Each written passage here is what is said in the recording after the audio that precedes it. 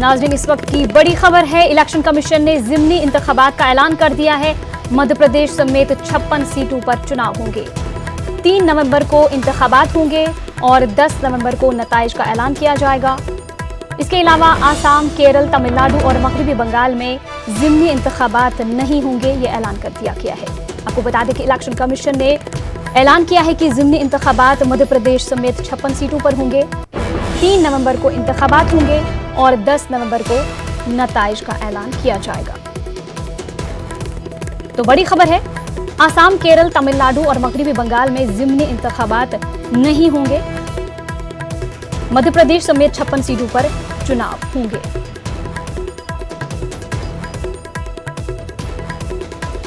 इस वक्त की बड़ी खबर है, इलेक्शन कमीशन ने ज़िमनी इंतखाबात का ऐलान कर दिया है। मध्य प्रदेश समेत 56 सीटों पर चुनाव होंगे। 3 नवंबर को इंतखाबात मुनक्किद किए जाएंगे। 10 नवंबर को नताइज का ऐलान कर दिया जाएगा। हमारे साथ जुड़े हैं हमारे नुमाइंदे अशरफ काज़मी। अशरफ, ये बताइएगा कि इलेक्शन कमीशन ने ज़िमनी इंतखाबात करने का ऐलान कर दिया है, लेकिन एक बात समझ नहीं आ रही है कि असम, केरल, तमिलनाडु और मगरबी बंगाल में जिस तरह से ज़िमनी इंतखाबात को रोका गया क्योंकि कोरोना वायरस का जो है रीज़न दिया गया, लेकिन यहाँ पे ये बात समझ नहीं आ रही है कि 56 सीटों पर चुनाव होंगे। इसके लिए जब इंतजामात हो पाए तो इन जगहों के लिए क्यों नहीं हो पाए?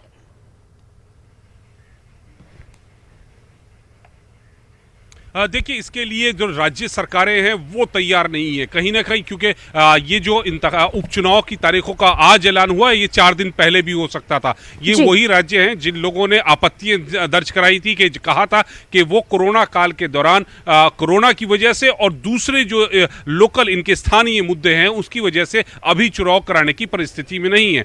आज इन्हीं सब मुद्दों को लेकर उपचुनाव की बैठक सुबह 11:30 बजे चुनाव आयोग में शुरू हुई थी और उसमें फैसला लिया गया है कि 56 सीटें और 1 लोकसभा सीट पर चुनाव कराया जाएगा, जबकि 7 सीटें जो हैं असम, केरला, तमिलनाडु और असम की, पश्चिम बंगाल की, वहां पर चुनाव नहीं कराया जाएगा क्योंकि वहां की जो इस राज्य सरकारें हैं या राज्य प्रशासन है वो अभी चुनाव कराने की स्थिति में नहीं है। उन्होंने हाथ खड़े कर दिए। इस वजह से चुनाव आयोग ने मना कर दिया, क्योंकि चुनाव आयोग का अपना कुछ नहीं होता। जो राज्य सरकारें होती है उन्हीं की वो मदद से ही वो जो उनका सिस्टम होता है उसी के जरिए वो चुनाव कराता है। तो राज्य सरकारों ने हाथ खड़ा कर दिया, तो इसलिए चुनाव आयोग ने भी ज्यादा फोर्स नहीं किया कि नहीं आपको चुनाव कराना है। जहां जिन जिन सरकारों ने चुनाव कराने के लिए सहमति भरी, हामी दी, तो वहां पर चुनाव आयोग चुनाव कराने के लिए तैयार हो गया। इन 56 सीटों की बात करें तो क्या इंतजामात के लिए सरकार जो है कॉन्फिडेंट है, जो इंतजामात इस वक्त कोरोना वायरस के चलते किए गए हैं?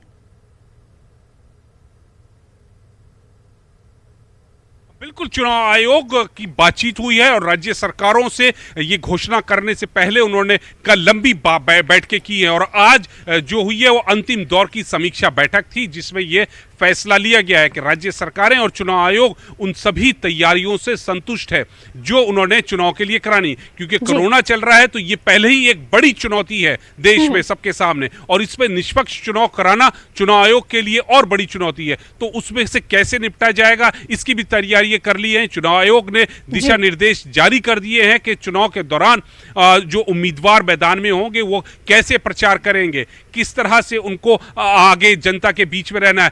बड़ी सभाएं होती हैं तो क्या करना होगा, बड़ी सभाओं के लिए जिला प्रशासन को जिम्मेदारी दे दी गई है और एक तरह से ये जो चुनाव आयोग को आश्वासन दिया गया है सभी राज्यों की तरफ से, जहां जहां बड़ी सभाएं होंगी, जैसे किसी राज्य में प्रधानमंत्री जाते हैं या मुख्यमंत्री जाते हैं, तो तफसीलात के लिए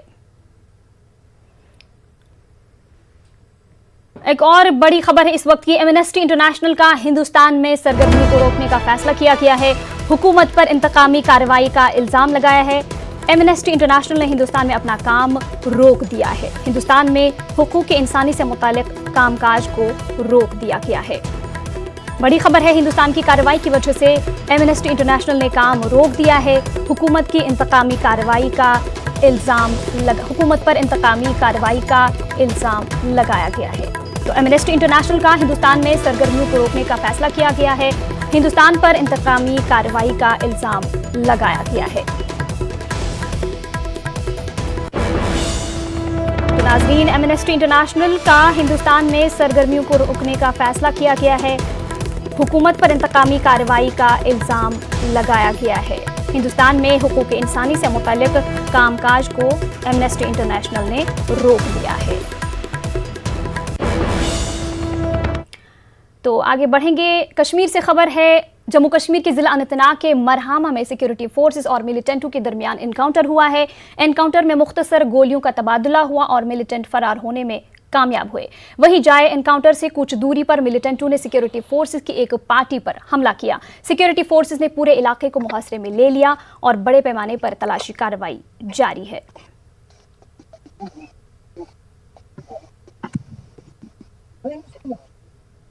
बिल्कुल, हम इस वक्त मरहामा के उस मकाम पर मौजूद है जहां पर मिलिटेंटों ने कुछ देर पहले सिक्योरिटी फोर्स की एक पेट्रोल पार्टी पर हमला कर दिया और जिसके बाद मिलिटेंटों ने राह फरार अख्तियार कर ली। और आप देख सकते हैं कि उसके बाद किस तरह से जम्मू कश्मीर पुलिस और फ़ौज की राष्ट्रीय राइफल्स ने पूरे इलाके का मुहासरा किया है और पूरा जो इलाका है उसको कॉर्डन ऑफ किया गया है और सर्च ऑपरेशन यहाँ पर जारी है। और आप देख सकते हैं कि वो एरिया है जहाँ से मिलिटेंटों ने राह फरार अख्तियार कर ली और ये अब कोशिश की जा रही है कि जल्द से जल्द जो मिलिटेंट थे जिन्होंने हमला किया है इस पेट्रोल पार्टी पर, उनको जल्द से जल्द पकड़ा जाए, उनका सुराग लगाया जाए। फिलहाल जो ये ऑपरेशन है वो चल रहा है और जितने भी लिंक रोड्स थे मरहमा के उनको फिलहाल के लिए सील कर दिया गया है और यहाँ से जो सिविलियन मूवमेंट है उसको भी रेस्ट्रिक्ट कर दिया गया है। और ये कोशिश की जा रही है कि ये जो ऑपरेशन है ये एक कामयाब ऑपरेशन साबित हो फोर्सेस के लिए। लेकिन हमारे पास जो सोर्सेज है, सोर्सेज के मुताबिक जो मिलिटेंट यहाँ पर मौजूद थे उनकी तादाद 2 से 3 थी और जिन्होंने जो यहाँ से पेट्रोल पार्टी निकली थी सिक्योरिटी फोर्सेस की उस पर हमला कर दिया और जिसके बाद उन्होंने यहाँ से राह फरार अख्तियार कर ली है। नेटवर्क 18 के लिए मरहमा अनंतनाग से मुदस्सिर कादरी। तो मजीद जानकारी के लिए चलेंगे अनंतनाग, जहां पर मुदस्सिर कादरी हमारी नुमाइंदे हमारे साथ जुड़ चुके हैं। मुदस्सिर, इस वक्त की ताज़ा तरीन अपडेट जानना चाहेंगे, जिस तरीके से ये हमला हुआ है और अब तलाशी कार्रवाई जारी है, कुछ उसमें प्रोग्रेस हुआ है? जी बिल्कुल उल्फत, मैं आपको बता दूं कि जो कोऑर्डिनेट सर्च ऑपरेशन था उसको मजीद वसी कर दिया गया है और फौज की जो इजाफी तैनाती है उसको अमल में लाया गया है। सिक्योरिटी फोर्स की इजाफी कंपनियां तलब की गई है और ये कोशिश की जा रही है कि वो मिलिटेंट जिन्होंने इस पेट्रोल पार्टी पर हमला कर दिया था उनका सुराग जल्द से जल्द लगाया जाए। हालांकि गुंजान आबादी वाला इलाका है ये और इसकी वजह से ऑपरेशन में जो है कुछ खलल पैदा हो रही है, कुछ रुकावटें हायल हो रही है। लेकिन जो फौज की तरफ से या फिर सिक्योरिटी फोर्सेज की तरफ से जितनी भी कोशिशें की जानी चाहिए थी उनको इन प्लेस रखा गया है। स्नैपर डॉग्स की खिदमत भी तलब की गई है और ये कोशिश की जा रही है कि जो मिलिटेंट है यहाँ पर मौजूद है इलाके में उनका सुराग लगाया जाए। हालांकि जिस तरह से आपने बताया कि इनिशियल जो फायरिंग हुई थी उसके बाद एक एनकाउंटर भी शुरू हुआ था, लेकिन ये प्री प्लान्ड ऑपरेशन नहीं था क्योंकि ये एक गश्ती पार्टी थी जिसको मिलिटेंट वहां पर ऑलरेडी मौजूद थे तो उन्होंने इस गश्ती पार्टी पर हमला कर दिया, फायरिंग की उस पर। लेकिन ये इस फायरिंग में जो है कोई जानी नुकसान की कोई इतला नहीं है। उसके बाद जो फोर्सेस थे उन्होंने भी रिटेलिएट किया और मुख्तसर सा एक एनकाउंटर शुरू हुआ था। लेकिन जिस तरह से मैंने बताया कि ये प्री प्लान्ड ऑपरेशन नहीं था और कोई पेट्रोलिंग नहीं थी, कोई कॉर्डन नहीं था, तो उस वजह से जो स्पॉट था जहाँ वारदात थी वहां से मिलिटेंट जो है वो फरार होने में कामयाब हो गए हैं। लेकिन ये बताया जा रहा है कि मिलिटेंट अभी भी इलाके में मौजूद हो सकते हैं और उनको जो पकड़ने के लिए जो ऑपरेशन है ये सर्च ऑपरेशन तो वो अभी भी जारी है और ये जो कोशिशें हैं उसमें मजीद शिद्दत लाई जा रही है। जी जी, बहुत बहुत शुक्रिया मुदस्सिर इस तमाम तर तफसीलात के लिए। आगे बढ़ेंगे, यूपी के हाथरस इज्तिमाई इस्मत रिजी के मामले में यूपी हुकूमत ने महलूक मुतासरा के अहल खाना को 10 लाख देने का ऐलान किया है। आपको बता दें कि हाथरस में इज्तिमाई इस्मत रिजी की मुतासरा की आज मौत वाक़ हो गई। मुतासरा ने दिल्ली के सफदरजंग अस्पताल में आखिरी सांस ली। इससे पहले मुतासरा का इलाज अलीगढ़ में चल रहा था, लेकिन हालत की तशवीशनाकी को देखते हुए मुतासरा को दिल्ली के सफदरजंग में मुंतकिल किया गया था। वाज़ेह हो कि हाथरस में 14 सितंबर को कुछ बदमाशों ने दरिंदगी और हैवानियत का मुजाहरा किया था। गांव के ही लोगों पर महलूक लड़की के साथ इज्तिमाई इस्मत रेजी और कत्ल करने की कोशिश का इल्ज़ाम है। वहीं बताया जा रहा है कि कांग्रेस लीडर प्रियंका गांधी ने अहले खाना से बातचीत की, जबकि ज़राए के मुताबिक जल्द ही अहले खाना से प्रियंका गांधी मुलाकात करेंगी। पीड़िता की हालत गंभीर होने पे उसको अलीगढ़ रेफर किया गया, जहां उसका इलाज चल रहा था, लेकिन पीड़िता बयान देने की स्थिति में नहीं थी। इस कारण से 22 तारीख को पीड़िता के बयान लिए गए और पीड़िता के बयान के आधार पर गैंग रेप की धारा उसमें 376D उसमें बढ़ाई गई और पीड़िता ने जो पहले एक अभियुक्त था उसके अलावा 3 और अभियुक्त के नाम बताए। उसमें से एक अभियुक्त को 22 को उन्होंने नाम बताए और 23 को हमने एक अभियुक्त को गिरफ्तार किया गया। फिर इसके बाद हमने 25 को दूसरा अभियुक्त गिरफ्तार किया और 26 को तीसरा अभियुक्त गिरफ्तार किया। इस प्रकार चारों अभियुक्त गिरफ्तार करके जेल भेजे जा चुके हैं और 28 तारीख को परिवार से सहमति के उपरांत उसको सफदरजंग हॉस्पिटल दिल्ली रेफर किया गया, जहां पीड़िता की आज सुबह मृत्यु हो गई, जो बड़ी दुख की बात है। पीड़िता को SC एक्ट में 4,12,500 रुपये की धनराशि दी गई थी और आज 5,87,500 रुपये की धनराशि जिला प्रशासन द्वारा और दी जा रही है। इस प्रकार पीड़िता को जो कुल आर्थिक मदद दी जा रही है वो 10 लाख रुपए की हो गई है। इसके अलावा हम इसकी शीघ्र विवेचना कर रहे हैं और फास्ट ट्रैक कोर्ट बना करके दोषियों को शीघ्र सजा दिलाई जाएगी। हाँ, बोले कि सब आरोपी कोई चिंता न करो, आपको इंसाफ मिलेगा। यहाँ भी लोग मिलने आए, यहाँ भी लोग कुछ लोग मिलने आए। हाँ। अब आप क्या चाहते हैं, अंतिम संस्कार हाथरस में करेंगे या दिल्ली में, और लगता है कि परिवार वहाँ सुरक्षित रहेगा हाथरस में? गाँव में जी, गांव में तो अब नहीं सुरक्षित रहेगा, क्योंकि वो वहाँ तो बहुत दबदबा इसको मामला है, गुंडागर्दी है। हाँ, वो लोगों ने तो डर दहशत रहती ना है। तो आप लोग गांव में रहेंगे या क्या करेंगे आगे? अब देखते हैं, अगर क्या कहते हैं वहाँ से बेच बाज के कहीं दूसरी जगह अपने रह लेंगे, एक झोंपड़ी की जगह। सरकार से कोई मांग कर रहे हैं अपनी सुरक्षा के लिए? अपनी से सरकार अपनी, अब ये तो सरकार के ऊपर है बात। हाँ, बात तो सभी चंद्रशेखर आजाद जी ने आश्वासन दिलाया था। हाँ, सभी बताइए इनको। हाँ, उनका भी वो भी बोल रही थी कि क्या कहते हैं, आप चिंता न करें, आपको न्याय मिलेगा। थोड़ा आवाज तेज। हाँ, आपकी क्या मांग है? मेरी सरकार की यही मांग है कि फांसी की सजा होनी चाहिए। सरकार प्रशासन से किसी का फोन आया था DMSP का? यहाँ तो कोई किसी का नहीं आया, वहाँ तो आया था अलीगढ़ में। वहाँ आया था। चंद्रशेखर आजाद जी आ रहे, ठीक है ना? यही बात रखनी है अपनी फांसी की। हाँ, हमें इंसाफ चाहिए, हमें इंसाफ चाहिए। के साथ ऐसा हुआ, आगे आने वाले टाइम में ऐसा नहीं किसी के साथ में न होना चाहिए। कोई सोचे तो उसकी सरकार की तरफ से आपको कोई आश्वासन मिला है? कोई आश्वासन सरकार की तरफ से हमें कोई आश्वासन नहीं मिला। उधर हाथरस इज्तिमाई आबरूरेजी मुतासरा की मौत पर कौमी खवातीन कमीशन ने चेयरपर्सन ने अफसोस का इजहार किया है। उन्होंने कहा कि इस तरह के वाकयात को रोकने के लिए समाज के जहन को बदलने की ज़रूरत है। उन्होंने मुतासरा ख़ानदान की मदद करने की भी बात कही। हमने सुओ मोटो लिया, एक्शन टेकन रिपोर्ट भी पुलिस की उसी टाइम हमने व्हाट्सएप से मंगाई। चारों व्यक्तियों को गिरफ्तार कर लिया गया था, कॉम्पनसेशन भी दिया गया। मैं बात भी नहीं करना चाहती बिकॉज ये बहुत छोटी चीज है। एक व्यक्ति की इतनी बार्बिक तरीके से मृत्यु हो तो कॉम्पनसेशन कहीं काम नहीं आता, लेकिन जो उनके अकॉर्डिंग टू द लॉ है वो कॉम्पनसेशन दिया गया। हम जहां तक होगा जो हेल्प होगी हम कर पाएंगे, लेकिन ये सब घटना होने के बाद है। घटना होने से पहले NCW रोके हम अवेयरनेस चेंज करने के लिए हम जगह जगह प्रोग्राम कर रहे हैं, हम रीच आउट कर रहे हैं, लोग लड़कियों को भी लीगल अवेयरनेस जो उनके राइट्स हैं वो अवेयर करा रहे हैं। वहीं हाथरस इज्तिमाई इस्मत रेजी मामले में कांग्रेस लीडर PL पुनिया ने न्यूज़ 18 से खास बातचीत की। उन्होंने कहा कि यूपी में नज्म नस्क में बिगाड़ है, वहां अब कानून का राज नहीं है बल्कि जंगल राज है। वहीं उन्होंने महलूक मुतासरा के अहले खाना में से किसी एक फर्द को नौकरी दिए जाने और 50 लाख का मुआवजा दिए जाने का मुतालबा भी किया है। हाथरस में दलित बच्ची के साथ जो दुष्कर्म हुआ, आज उसने सफदरजंग अस्पताल में दम तोड़ दिया। 2 हफ्ते तक जिंदगी और मौत की लड़ाई लड़ती इस दलित बच्ची ने आज अंतिम सांस ली। हमारे साथ बात करने के लिए कांग्रेस के राज्यसभा सांसद PL पुनिया है।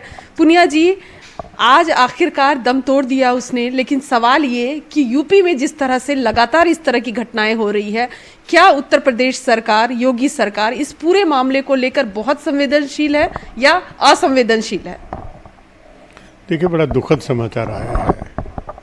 हाथरस जनपद की बच्ची जिसके साथ बलात्कार हुआ था और उनके मारपीट में बहुत गंभीर रूप से जख्मी हुई थी, यहाँ तक कि उनकी जो रीढ़ की हड्डी है वो भी डैमेज हो गई थी, तो उसने दम तोड़ दिया है।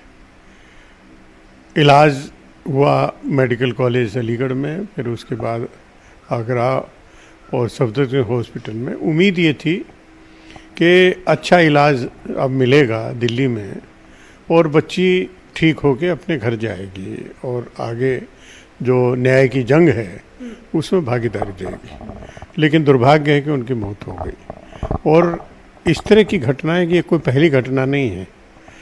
योगी सरकार की पहचान बन गई है दलित उत्पीड़न, महिला उत्पीड़न, और आज रोज घटनाएं हो रही हैं। मासूम बच्चियों के साथ बलात्कार और हत्या हो रही है, महिलाएं जगह जगह पर उनका उत्पीड़न हो रहा है, और इस तरह की घटनाएं हो रही हैं। और सरकार दावा करती है तो वहाँ के लॉ एंड ऑर्डर बहुत बेहतर है। अगर इसको बेहतर कहेंगे तो नरक को क्या कहेंगे, जो जुल्म जाति का अड्डा बन गया है उत्तर प्रदेश, तो उसको क्या कहेंगे। वहाँ पर अब कानून का राज कतई नहीं बचा है, जंगल का राज है, और अपराधी बेखौफ घूम रहे हैं और चुनौती दे रहे हैं योगी जी को, उसकी पूरी सरकार को। लेकिन ऐसा लगता है कि जैसे कुछ विशेष संबंध रखने वाले लोग वो पुलिस की पहुंच के बाहर हैं, पुलिस की हिम्मत नहीं उनके खिलाफ कार्रवाई करने की। इसी वजह से ये अपराध हो रहे हैं और निरंतर होते रहेंगे। तो साफ तौर पर पीएल पुनिया जी का कहना है कि यूपी सरकार को अब उस बच्ची के जो अपराधी हैं उनको सजा मिले, इसके साथ ही आर्थिक मदद की भी बात उन्होंने कही है, उनके परिवार में एक व्यक्ति को नौकरी मिले। ये तमाम चीजें जो कानून के दायरे में मिलना चाहिए उस परिवार को, वो मिलने की बात पीएल पुनिया जी ने की है। कैमरा पर्सन सोनू के साथ रंजीता झा, न्यूज़ 18 नेटवर्क। वहीं मामले में एमआईएम सदर असदुद्दीन ओवैसी ने कहा कि जब तक मर्द अपनी परागंदा जहनियत की सफाई नहीं करेंगे तब तक ऐसे वाकयात रोनुमा होते रहेंगे। वहीं उन्होंने योगी हुकूमत को भी सख्त तनकीद का निशाना बनाया। इस देश में जब तक इस देश के मर्द लोग महिलाओं के ताल्लुक से, खवातीन के ताल्लुक से अपनी जहनी गंदगी को साफ जब तक नहीं करेंगे, ये जुल्म होता रहेगा। और ख़ास तौर से जुल्म होता है उन महिलाओं का जिनका ताल्लुक दलित तबके से, माइनॉरिटीज से, शेड्यूल्ड ट्राइब, शेड्यूल्ड कास्ट से होता है, और ये बढ़ता जा रहा है, रुकने वाला नहीं है, बढ़ता जा रहा है। और तीसरी बात ये कि उत्तर प्रदेश में ठोक दो की सरकार है, रूल ऑफ लॉ के ऊपर अमल नहीं करते। ठोक दो, ठोक दो, क्या ठोका आपने? क्या आपने रोका इन लोगों को? 19 साल की लड़की, इतना बुरी तरह उससे बर्ताव किया गया उससे। आप बताइए उसका क्या हो रहा है फिर? आप बताइए, उसका रेप हुआ, उस बच्ची के स्पाइनल कॉर्ड तोड़ा गया, जबान को काटा गया। क्या कर रही है उत्तर प्रदेश सरकार? ठोक दो बोलेगी। ठोक दो से नहीं होता है, आपको इन्वेस्टिगेशन सही करना पड़ेगा, आपको रोकना पड़ेगा इन ऑफेंसेस से पहले। आपकी पुलिस को तो आपने छूट दे दिया है कि गोली मार दो। अरे गोली मारने से होता है। वहीं हाथरस इज्तिमाई इस्मत रेजी मामले पर अरविंद केजरीवाल का ट्वीट आया है। उन्होंने कहा है कि मुल्क और तमाम रियासतों के लिए ये शर्म की बात है। उन्होंने कहा है कि बड़े दुख की बात है कि बेटियों के साथ घिनौनी हरकत की जा रही है। उन्होंने ये भी कहा है कि हम अपनी बेटियों को तहफ़्फ़ुज़ फराहम नहीं कर पा रहे हैं। कसूरवारों को जल्द से जल्द फांसी की सज़ा मिलनी चाहिए।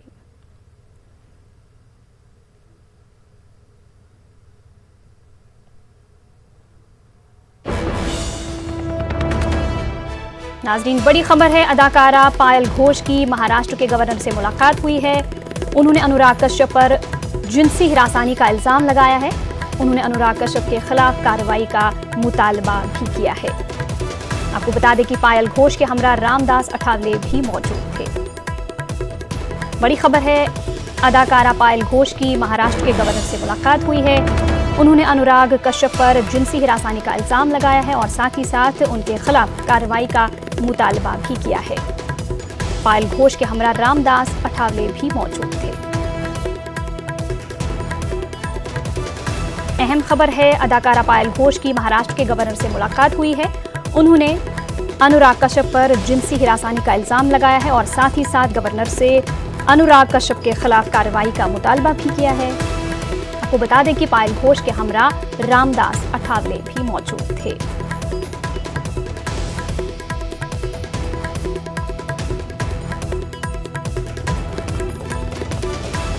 खबरनामे में आपका दोबारा इस्तकबाल करते हैं।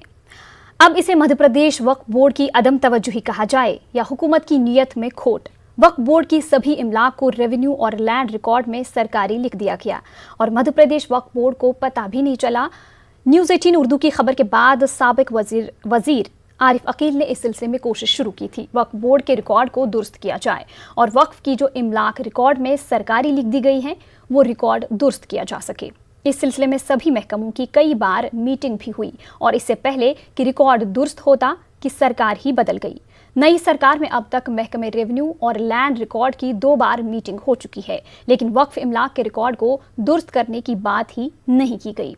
मुहिब्बान भारत कमेटी के अराकीन ने इस सिलसिले में न सिर्फ मध्य प्रदेश हुकूमत पर अपनी सख्त नाराजगी का इजहार किया है बल्कि हुकूमत से वक्फ इमलाक को वापस करने का मुतालबा भी किया है।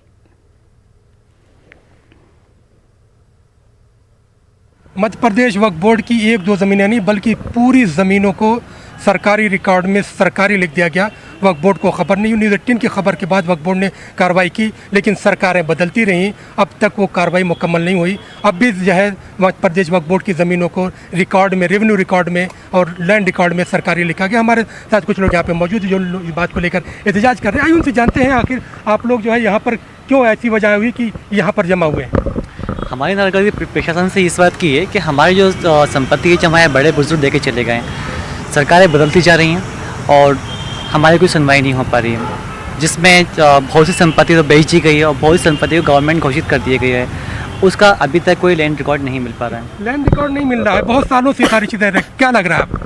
सर, ये हमें लग रहा है कि सरकार और ये वक्फ बोर्ड की कुछ मिली जुली इनकी कुछ जो भी कहानी है वो समझ में नहीं आ रही है, जिसके लिए हम ये आंदोलन कर रहे हैं। और ये हम आंदोलन जब तक करेंगे जब तक कि जो हमारे बुजुर्ग और हमारे जो उन्होंने ज़मीनें जो वक्फ को दी थी, जो ज़मीनें हमको वापस नहीं मिलेंगी, ये लड़ाई जब तक जारी रहेगी। आप बार आप लोग आवाज़ उठाते हैं, लेकिन लड़ाई हमें देख रहे हैं कि हुकूमतों पर असर नहीं पड़ रहा। हुकूमतों पर असर पड़ भी नहीं रहा है और ये हमारी लड़ाई जारी रखने में वो लोग भी हमारी तरफ से काफ़ी हद तक काम कर रहे हैं। वजह ये है, यही कहने का मेरा मकसद था कि डिपार्टमेंटली ऑफिसर ही तैनात नहीं कर रहे हैं जो हम लोगों के की ज़मीनों का ख्याल रखने के लिए या उसको मॉनिटर करे।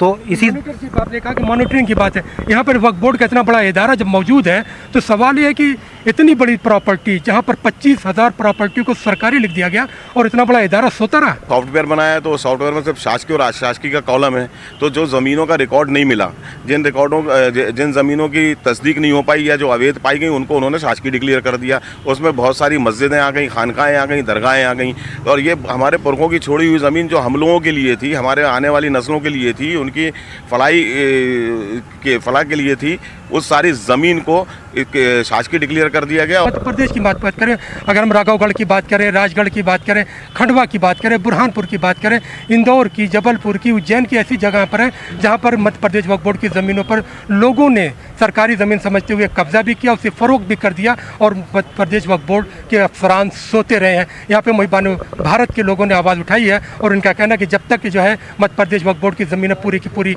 वापस नहीं मिलती हैं, रिकॉर्ड दुरुस्त नहीं होता, तब तक इनका एहतजाज जारी रहेगा। कैमरामैन उबैद खान के साथ मेहताब आलम, न्यूज़ 18 भोपाल। वहीं इस सिलसिले में जब न्यूज़ 18 उर्दू ने मध्य प्रदेश के ईईओ अहमद खान से बात की तो उन्होंने कहा कि रिकॉर्ड दुरुस्त करने को लेकर सभी दस्तावेज महकमे रेवेन्यू को जमा किए जा चुके हैं, लेकिन इस सिलसिले में क्या काम हुआ है अभी तक तहरीरी तौर पर इन्हें कोई इतला फराहम नहीं की गई है। एक्ट की धारा 4 जिसके अंतर्गत तमाम वक्फ प्रॉपर्टी का 1981 से लेकर 89 तक सर्वे हुआ। सर्वे होने के बाद उनका गज़ट नोटिफिकेशन हुआ तो वो एथेंटिक रिकॉर्ड हो गया। उसका हमने कंप्यूटराइजेशन करा लिया, हमारे रजिस्टरों में उसका इंदराज कर लिया। उसके बाद जब भू अभिलेख में कंप्यूटर का काम हुआ तो उसके अंदर जो वक्फ संपत्तियाँ थी उनको शासकीय दर्ज कर दी गई। उसके सुधार के लिए हमने बहुत लिखा पढ़ी करी। इस संबंध में इससे पहले दोनों माननीय मंत्री महोदय की अध्यक्षता में मीटिंग भी हुई थी और राजस्व विभाग के द्वारा उसमें कार्रवाई भी हुई थी। हमारे यहाँ का जो रिकॉर्ड था, पूरा रिकॉर्ड हम राजस्व विभाग को दे के आ गए थे। उस बिना पर उन्होंने समस्त कलेक्टर्स को एक सर्कुलर भी जारी करा था, हमने भी बराबर लिखी, निसार साहब ने भी लिखा और उसके ऊपर कार्रवाई हुई। और हमें यह भी पता चला है कहीं कोई से ज़िलों में कार्रवाई शुरू हो गई है और जो जहाँ वक्फ संपत्ति की जगह पर शासन लिख दिया गया था उस जगह पर वक्फ संपत्ति हस्तांतरणी मध्य प्रदेश वक्फ बोर्ड जो हम लिख के दे रहे थे वो लिखने का कार्य शुरू हो गया है।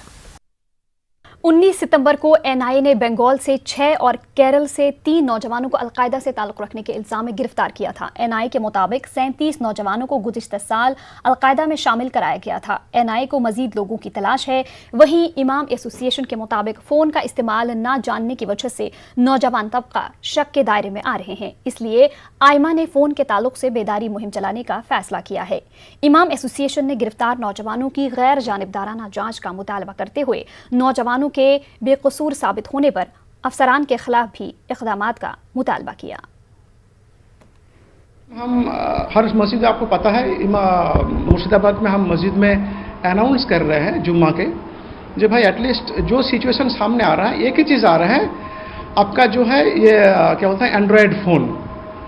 ये एंड्रॉयड फ़ोन के वजह से जितना भी झमेला शुरू है, आप मान लीजिए जिसका इंग्लिश परफेक्टली नहीं आता है, उसको एंड्रॉयड फ़ोन चलाना ठीक से नहीं आता है, और किसको कोई फ़ोन फॉरवर्ड करते हैं, कोई मैसेज फॉरवर्ड करते हैं, गलती से हो जाते हैं, उसके वजह से उसको पकड़ा जाता है। ये भी बहुत सारे देखा रहे हैं। तो इसीलिए हम पहले जो है पब्लिक को अवेयर करना चाहते हैं, जो चीज़ आपके हाथ में है आप उसके सही तरीके से इस्तेमाल करना पहले सीखो। हम ये